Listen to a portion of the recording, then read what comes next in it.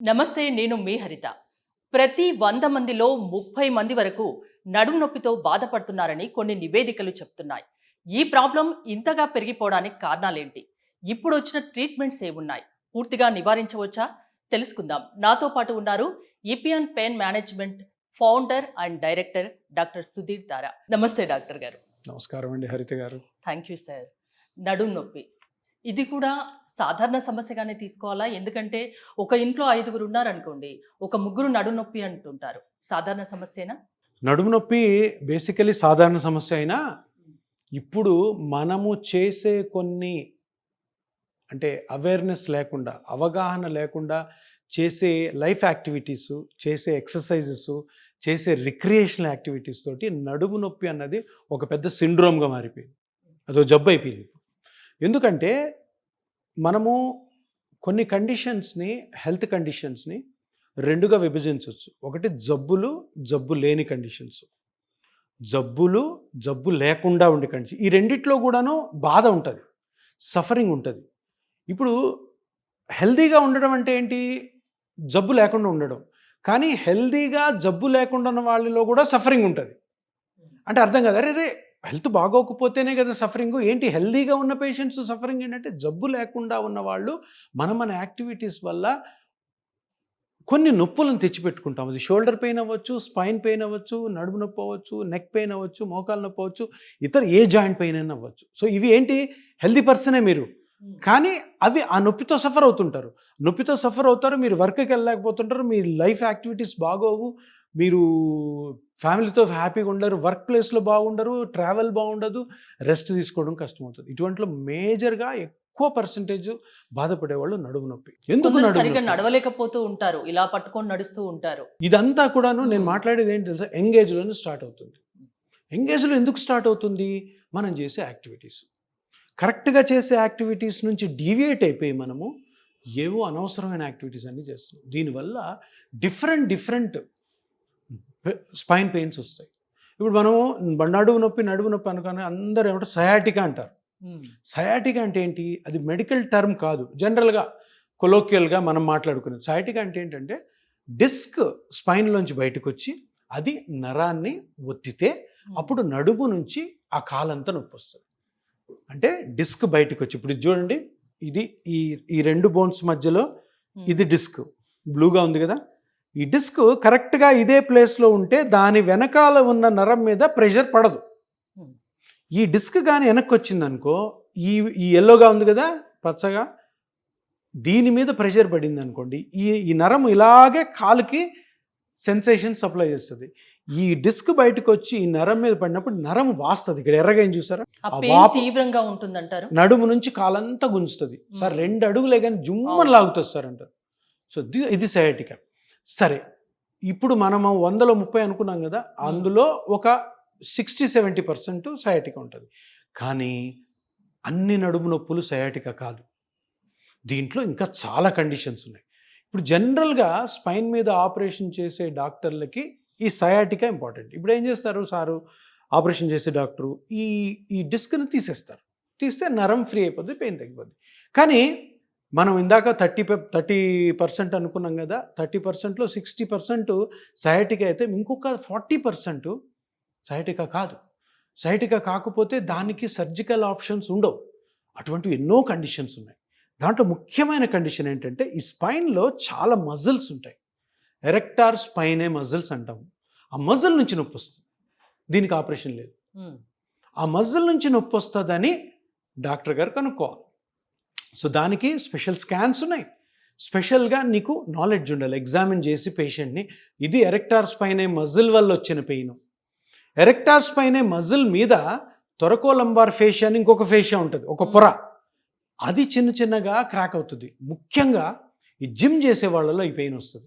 సడన్గా వెయిట్స్ ఎత్తుతారు, అది ఆ క్రాక్ అవుతుంది పొర, సివియర్ పెయిన్ వస్తుంది. ఇంకంతే, నడుము ఇట్లా పట్టుకొని ఇంటికి వెళ్తారు ఆటోలో.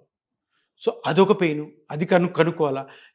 ఈ థొరకోలంబార్ ఫేషియా కట్ అయినా కానీ, ఎరెక్టార్ స్పైన్ మజిల్కి కానీ డ్యామేజ్ అయిన వచ్చి నా నొప్పికి మీరు ఎంఆర్ఐకి వెళ్ళారంటే ఏం బయటపడదు.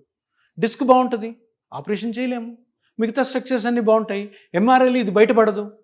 సో అలాగే రెస్ట్ ఇచ్చేస్తారు, అలా మజిల్ని హీల్ చేపిస్తారు. కానీ ఈ కండిషన్, ఆ మజిల్ కానీ ఆ తొరకోలంబార్ ఫేషియా కానీ కట్ అయినట్టు కానీ తెలుసుకోగలిగితే మనము క్లినికల్గా ఎక్స్పీరియన్స్లో ఇమీడియట్గా ట్రీట్ చేయొచ్చు. ఇది కాక ఇప్పుడు ఈ స్పైన్లో చూడండి ఎన్ని ఎముకలు ఉన్నాయి. ఇట్లాగా ఈ స్పైనల్ కార్డ్లో వర్టిబుల్ బాడీస్ 33 ఉంటాయి. ఈ 33 మధ్యలో ఒక బోన్కి ఇంకొక బోన్ మధ్యలో చిన్న చిన్న జాయింట్స్ ఉంటాయి. వాటిని ఫెసెట్ జాయింట్స్ అంటాం. ఆ ఫెసెట్ జాయింట్స్ నుంచి కూడా పెయిన్ వస్తుంది. ఆ జాయింట్స్ కొంచెం ఏజ్ అయిపోతే అరుగుతుంది. ఒక 50 దాటాక అరుగుతుంది. 60 కల్లా ఫెసెట్ జాయింట్స్ ఫ్యూజ్ అయిపోతాయి. అక్కడ నుంచి నొప్పి చాలా మందికి వస్తుంది. అందరికీ నొప్పి రావాలి కదా. సో ఈ ఫెసెట్ జాయింట్స్ అరిగిపోయినా కూడాను మీకు పెద్దగా ఎంఆర్ఐలో కనపచ్చు కూడా.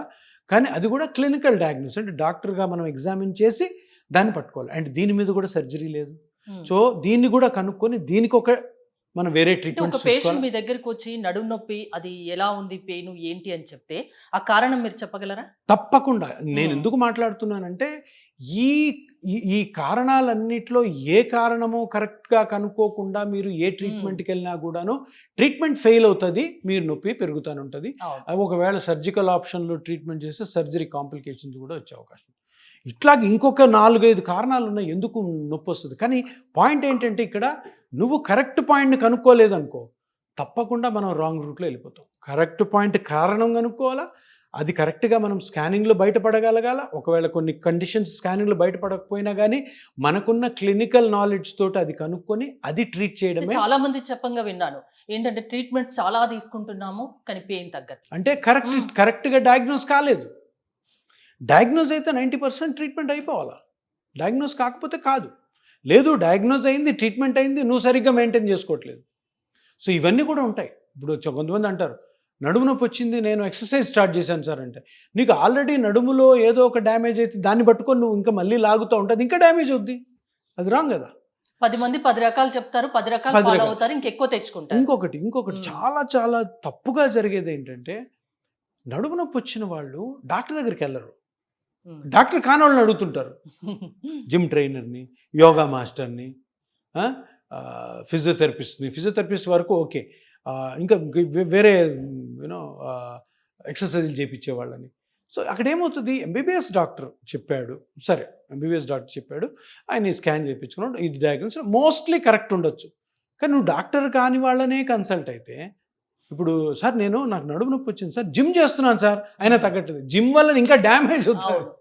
సో ఇన్ని కండిషన్స్ ఉంటాయి. నడుములో సయాటికా ఉంటుంది, ఫెసెట్ జాయింట్ ఆర్థ్రోపతి ఉంటుంది. లేడీస్లో పర్టికులర్గా ప్రెగ్నెన్సీ అయ్యి డెలివరీ అయిన వాళ్ళలో సెక్రోఇలియాక్ జాయింట్ అనే ఒకటి ఉంటుంది. ఇది పెద్ద జాయింట్. ఇది మీకు ఇక్కడ లైన్ కనపడుతుంది కదా, ఈ లైన్, ఇది సెక్రోఇలియాక్ జాయింట్. ఇది ఎందుకు వస్తుందంటే ప్రెగ్నెన్సీ అప్పుడు ఈ హిప్ బోన్స్ ఉన్నాయి కదా, స్ప్రెడ్ అయ్యి బేబీ అకామిడేట్ అవుతుంది. 9th మంత్ అయ్యాక బేబీ డెలివరీ అయిపోద్ది. ఈ స్ట్రెచ్ అయిన పెల్విక్ బోన్స్ మళ్ళీ నార్మల్గా రావాలి, కొన్నిసార్లు కొంచెం అబ్నార్మల్గా అటాచ్ అవుతాయి, అక్కడ పెయిన్ వస్తుంది ఆ జాయింట్లో. నాకు డెలివరీ అయింది సార్ అంటారు. అదే చెప్పబోతున్నా. అందరూ ఏమంటారంటే సార్ నాకు డెలివరీ అయింది, డెలివరీలో నాకు ఆపరేషన్ చేశారు, ఆపరేషన్ నడుములో ఇంజెక్షన్ చేశారు, నడుములో ఇంజెక్షన్ ఇవ్వడం వల్ల వచ్చింది సార్. కాదు, చాలా మంది 70% అదే నమ్ముతారు ఇప్పటికీ. అది ఇప్పుడు అందరికి చెప్తున్నాను, ప్రెగ్నెన్సీ వచ్చి డెలివరీ అయిన తర్వాత మీకు నడుము నొప్పి వస్తే 90% అది సేక్రోఇలియాక్ జాయింట్ డిస్ఫంక్షన్. దాన్ని మనము సయాటికా అనుకోవడం, నడుములో ఇంజెక్షన్ వేసింది అనుకొని మీరు బాధపడాల్సిన అవసరమే లేదు. తప్పకుండా ఒక స్కానింగ్ చేసుకోండి.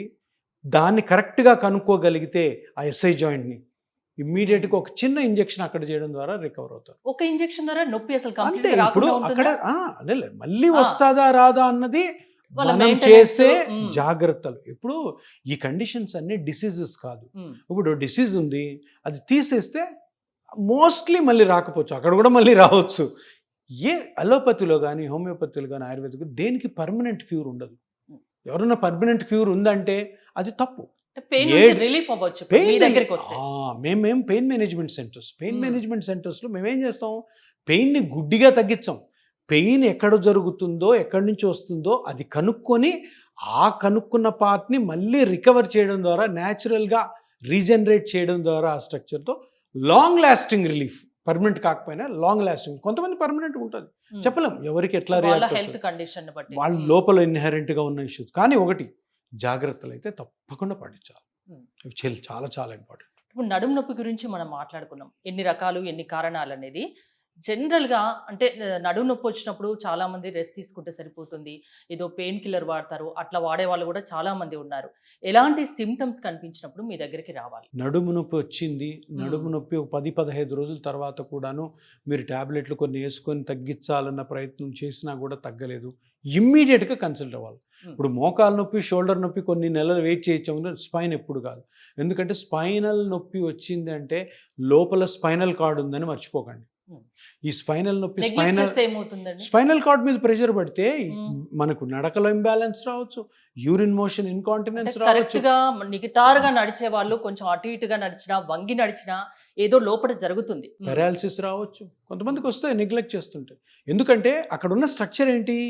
ఇక్కడ స్పైన్ చుట్టూ ఉన్న బోన్స్, మజిల్స్, లిగమెంట్స్ ఇవన్నీ కూడా ఎందుకు? లోపల స్పైనల్ కార్డ్‌ని ప్రొటెక్ట్ చేయడానికి. సో ఇక్కడ ఏం జరిగినా కూడా స్పైనల్ కార్డ్ ఎఫెక్ట్ అవుతుందని అందరూ తెలుసుకోవాలి.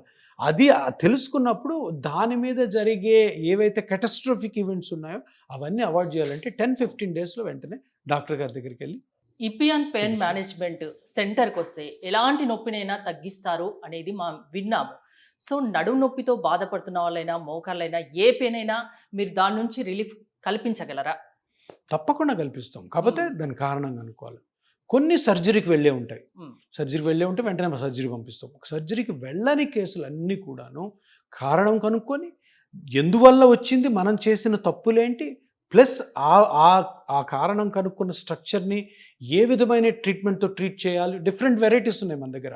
అంటే different ఏమేమి way- ఉన్నాయండి? ఇప్పుడు నేను ఎక్కువ పిఆర్పి గురించి వింటున్నాను. రేడియో ఫ్రీక్వెన్సీ అబ్లేషన్ ఇప్పుడు పిఆర్పి చాలా ఎక్కువైంది. ఎందుకంటే Hmm. పిఆర్పి అన్నది న్యాచురల్ ట్రీట్మెంట్, మన బ్లడ్లోని సెల్స్తో చేసేది. దీంట్లో ఒక దగ్గర 60 to 70 కండిషన్స్ దీర్ఘకాల నొప్పులకి పిఆర్పి తోటి సొల్యూషన్ వచ్చేస్తుంది. సో ఇంకా చాలా ఉన్నాయి, కొన్ని పిఆర్పితో రాని ఉంటాయి, దానికి ఆ ట్రీట్మెంట్ చేస్తాం. బట్ ఓవరాల్గా కొన్నిసార్లు పిఆర్పిని వీటితో కలుపుతాం. Hmm. సో రెండు కలుపుతాం, మూడు కాంబినేషన్ ఆఫ్ ట్రీట్మెంట్స్ ఉంటాయి. కానీ ఒకటి మటుకు అందరూ గమనించాల్సింది ఏంటంటే మన సెంటర్లో మనం చేసేది ఏంటంటే ఫస్ట్ నొప్పికి గల మూల కారణం కనుక్కోవడం. అది చాలా ఇంపార్టెంట్. బ్లైండ్గా ఏది చేసినా అట్టర్ ఫ్లాప్ అవుతుంది. అందుకే మీకు సక్సెస్ రేట్ ఎక్కువ సక్సెస్ రేట్ ఎక్కువ ఉంటుంది. అక్కడ మీరు ఎక్కువ మూల ఉంటుంది. కారణం కనిపెట్టి ట్రీట్మెంట్ ఇస్తారు కాబట్టి కనిపెట్టి- వాళ్ళకి నొప్పి రాకుండా ఉంటుంది. పేషెంట్కి నీకు ఎందుకు వచ్చింది నొప్పి చెప్పి Hmm. నువ్వు ఈ తప్పులు చేయడం వల్ల వచ్చింది కాబట్టి ఈ కరెక్షన్ చేసుకోవాలా, తర్వాత జాగ్రత్త ట్రీట్మెంట్ తర్వాత ఈ జాగ్రత్తలు తీసుకోవాలి. మీరు ఎప్పుడు హ్యాపీగా ఉంటారు. సో అసలు ఎలాంటి పెయిన్ తో బాధపడిన అవసరం లేదు. అవసరమే లేదు. కానీ మేము ఉండేది ఎందుకు ఇంకా. థ్యాంక్ యూ డాక్టర్ గారు. నమస్కారం. ఎలాంటి పెయిన్ తో కూడా బాధపడిన అవసరం లేదు. ప్రతి దానికి సొల్యూషన్ ఉంది. సింపుల్ ట్రీట్మెంట్స్ ఉన్నాయని చెప్తున్నారు సుధీర్ దారా గారు. మోర్ డీటెయిల్స్ కోసం స్క్రీన్ పైన స్క్రోల్ అవుతున్న నెంబర్స్ కాల్ చేసి కాంటాక్ట్ అవ్వండి. చూస్తూనే ఉండండి సుమన్ టీవీ.